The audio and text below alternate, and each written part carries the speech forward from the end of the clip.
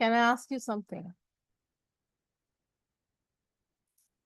Who was the one who said you're too emotional? You're overthinking. You are sensitive. Why do you make such a big deal out of everything? Maybe they said it joking. Maybe they were frustrated. Maybe they didn't even remember saying it. But somehow you remember.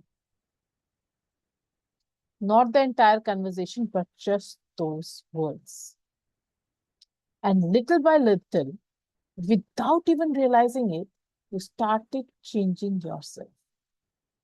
You stopped asking, you stopped expressing, you stopped crying, you stopped saying that this hurts me. Not because it stopped hurting, but because you didn't want to be too much. Today, I don't want to ask whether you are too emotional. I want to ask something much deeper. Who first made you believe that feeling deeply was a problem? Hi, I'm Karishma. Welcome to Finding Her series. Today, we are not just talking about emotions, we are talking about what happens when a woman slowly learns to make herself smaller just to make everyone else comfortable. And I have a feeling this conversation might explain everything you have carried for years. Let me tell you something I have noticed. No little girl is born believing she's too much. She laughs loudly, she cries openly, she asks hundreds of questions, she dances without worrying who is watching, and she does not apologize for taking up space. So when does that change? Somewhere along the way, she hears, "Don't be so loud. Stop crying. Good girls do not argue. Don't be so dramatic. You are too sensitive." One sentence does not change her, but hundreds of little sentences do. And without realizing it, she starts editing herself. Not because she wants to, but because she wants to belong. Here's something fascinating from psychology. Human beings have one deep emotional need, that is to belong. When we believe that expressing our true emotions might cost us love, might cost us acceptance or connection, our brain chooses something else. क्या choose करता है वो? It chooses adaptation. Slowly, quietly, we become the version of ourselves that feels the safest, not the version of ourselves that feels truest. And the interesting thing is, shrinking yourself does not always look obvious. Sometimes it looks like saying it is okay when it is not. Sometimes it looks like laughing when something is hurting. Sometimes it looks like typing a message and deleting it. Sometimes it looks like apologizing before sharing your opinion or saying, "Sorry, this may sound stupid," but before you have even spoken. Have you noticed how many women begin their sentence with an apology? "Sorry, maybe I'm wrong, but I don't know if this makes sense, but this is what I'm saying." Why? Because somewhere they learned that taking up emotional space needs permission. And once you start shrinking your voice, it does not stop there. You shrink your dreams, you shrink your boundaries, you shrink your confidence, your needs, until one day you look in the mirror and wonder, where did I go?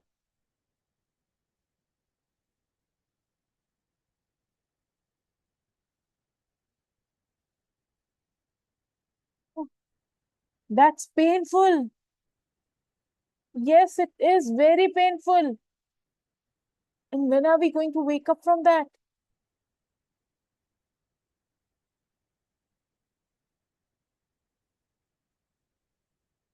Listen, can I tell you something? And this is that will completely change the way I looked at myself.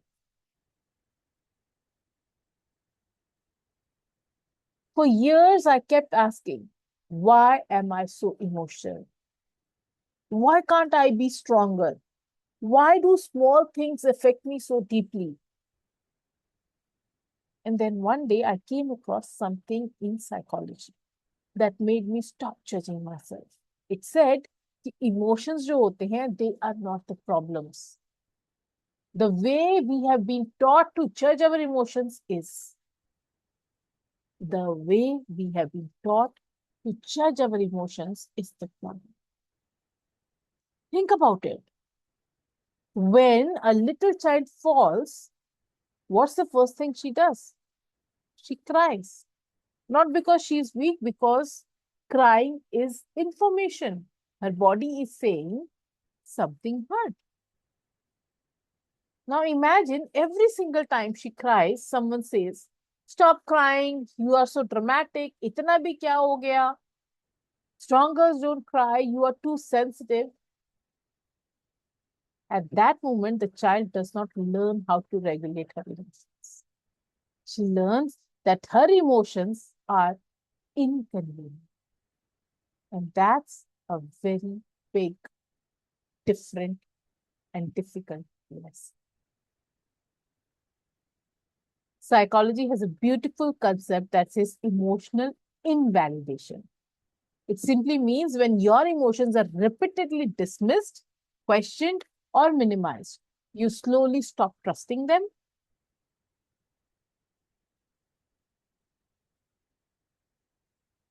You stop trusting your own feelings.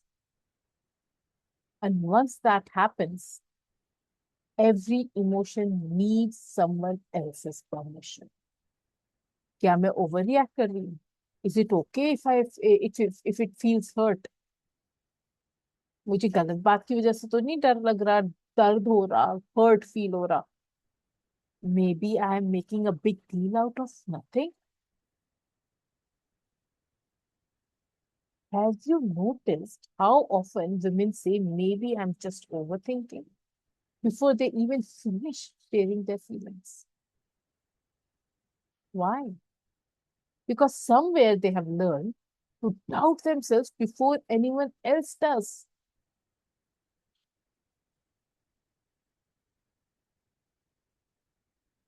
There's another very beautiful thing psychology teaches us. There is a difference between being emotionally expressive and being emotionally reactive. Those two things are not the same.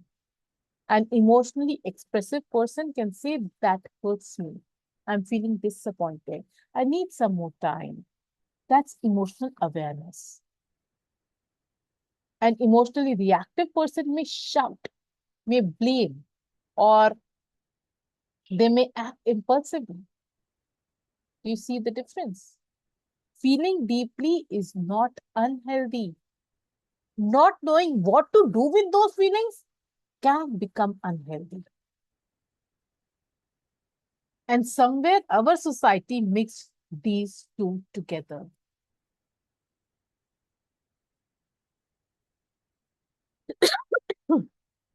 If you cried, you were called weak. If you spoke up, you were called difficult. If you asked for reassurance, you were called needy. If you expressed hurt, you were called dramatic. Slowly, women stopped expressing, not because they healed, but because they adapted. And adaptation is not always healed. Sometimes it is survival. I want to ask you something. If someone handed you a beautiful violin, but nobody ever taught you how to play it, would you call the violin useless? Of course not. You would simply say, I never learned how to use it. Then why do we call ourselves too emotional? Instead of saying, maybe nobody taught me how to deal with or understand my emotions. That changes everything. Maybe your emotions were never your enemy. They have been trying to protect you all along. There is a movie scene that reminds me of this. Every single time I watch it, it reminds me. And there is another book that completely changed the way I looked at sensitivity. दोनों के बारे में बात. चलो. Have you noticed the story that stayed with us are never the loudest? वो बहुत quiet होती हैं. The ones that whisper, that's me. One movie that stayed with me for years again is Dear Zindagi. If you have watched it carefully, Kyra spent so much of her life believing something is wrong with her. She keeps asking, why can't I just be normal? Why do I feel so much? Why can't I move on? And Dr. Jangir never tells her ki stop feeling. He helps her understand her feelings. And that's such a beautiful difference. Because healing does not begin when you stop feeling. Healing genuinely begins when you stop judging yourself for feeling. And there is another scene I love. He does not rush to fix her. He listens. And sometimes the greatest gift we can give to another human being is not advice. It is emotional safety. A space where they don't have to prove that their feelings are valid. Imagine how many women have never experienced that. There is also a book that deeply touched me, The Gifts of Imperfection by Brené Brown.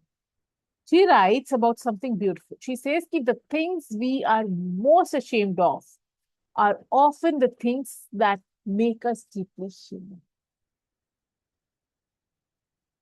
The things we are most ashamed of are the things that make us deeply human. First, when I read that, I paused because I realized so many women are not ashamed of doing something wrong. They're ashamed of feeling too deeply. Think about that. You're apologizing for having a heart.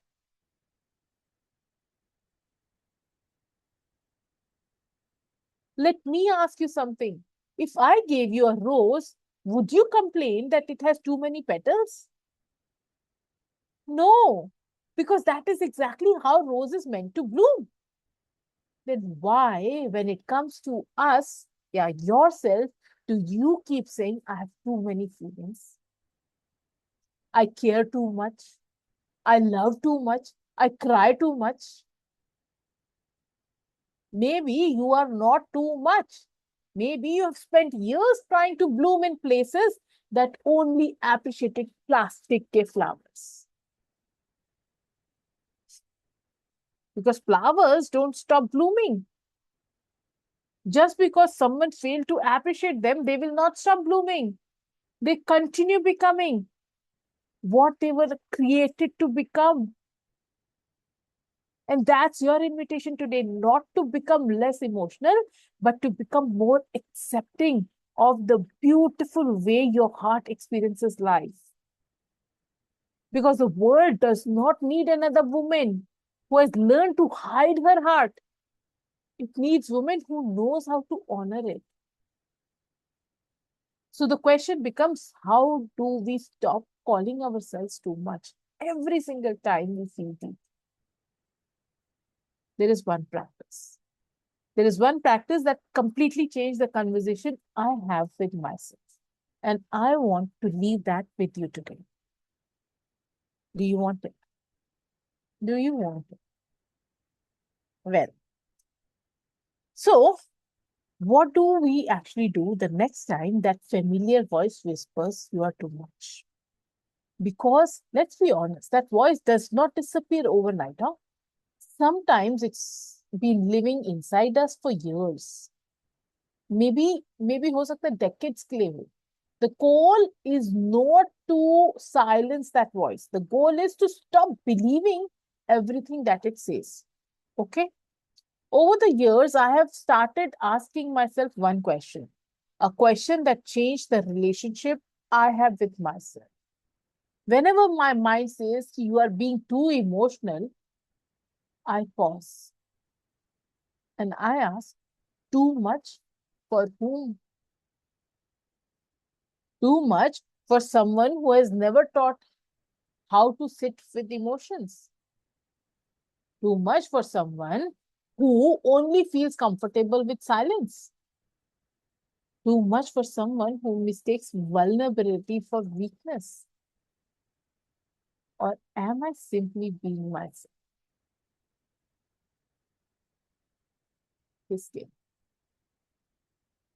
That one question creates space between your emotions and your identity. Because feeling deeply does not make you a difficult person. It makes you a human being.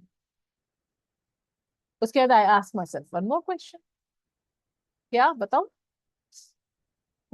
Am I shrinking because I'm growing or because I'm afraid of being rejected? This is a very powerful question. Huh? Am I shrinking because I'm growing or because I am afraid of being rejected? Think about that. There is a big difference. Growth कहती है कि I am learning. Fear पता है क्या कहता है? I am hiding. Growth says I am becoming wiser. और fear बोलता है I am becoming smaller. And sometimes the two look very similar from outside, but inside they feel completely different. Example do? Okay. Imagine karo you are in a room full of people. You have an opinion. You want to say something. But then your mind whispers, don't say it. What if they think you are stupid? What if you are being too much? So you stay quiet. Now ask yourself, did you choose silence because it felt wiser or because it felt safer? Those are not the two same things. I have realized something. Every single time we abandon ourselves to avoid rejection, we pay a price. Not immediately, but slowly, quietly, piece by piece, until one day we don't even recognize the woman in the mirror. Because she has become an expert at making everyone else comfortable, except herself. So here is a little practice I would love for you to try this week. Every single time you catch yourself saying, sorry, I'm probably overreacting, or somewhere around that, something around that, pause. Pause karna hai and you will take a deep breath in and out and replace it with, this is how I am feeling. Not this is the truth. Not you have to agree with me. Simply, this is my experience. Because your emotions don't need a courtroom, they need compassion. And remember this, not everyone will understand your heart, but the people who truly belong in your life now will never ask you to event. And before we end today, I want to leave you with one final conversation. Not with the world, not with your family, not even with me. A conversation between you and the little girl who first believed who she was too much. Please close your eyes just for a moment. Imagine there is a little girl, about 8 years old. She's sitting quietly, holding a drawing. She is excited. She can't wait to show it to someone. She runs with the biggest smile on her face, and before she can finish, someone says, "Not now." Or maybe, "You're making too much noise." Or, "Stop crying over such small things."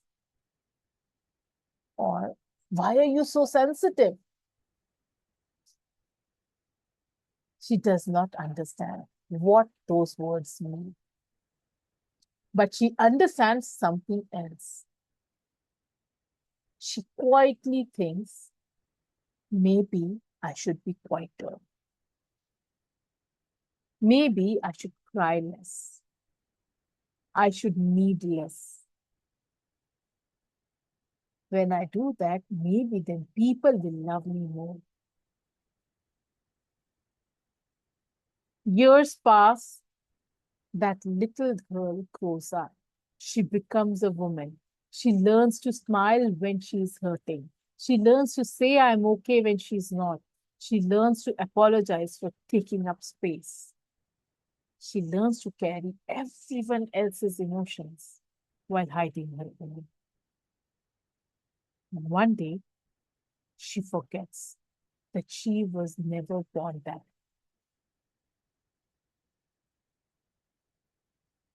Now imagine you walk over to that little girl. You sit beside her. You hold her hand. And this time, instead of correcting her, you whisper, "You don't have to become smaller to be loved. You don't have to speak less to belong.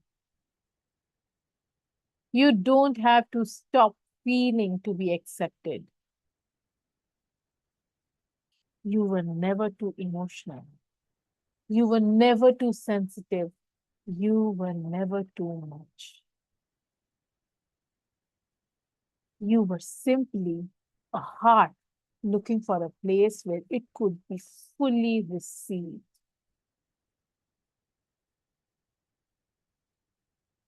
Maybe that place did not exist back then. But today, you can begin creating it inside yourself, because healing is not becoming someone new. Healing is finally giving yourself the acceptance you spent years asking the world to give.